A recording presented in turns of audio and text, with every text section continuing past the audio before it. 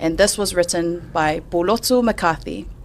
So in this article, he defends the Samoan Law Society's right to comment on legal, political matters and criticizes John Taimalilangi for overstepping his authority, citing his lack of courtroom experience and questioning his legal credibility.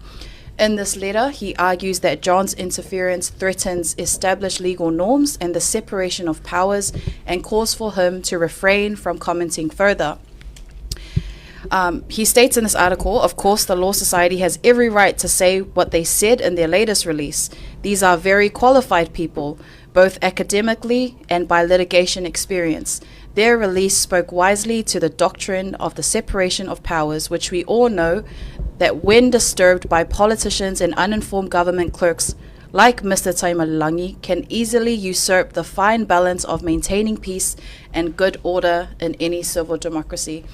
So we can see here that Pulotu was quite supportive of the Samoan Law Society, and this was published by Samoan Observer.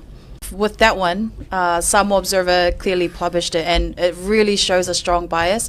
I'm actually in disbelief that the editorial board didn't read through it and see that plain and clearly. So instead of focusing on the actual issues raised by John, it goes after him personally. So they question his qualifications, they mock his experience, and they also use emotionally charged language. For example, they dismiss the person rather than the argument. So he said he has no qualifications to prefer any comments, and if he thinks otherwise, then I would be very interested to know.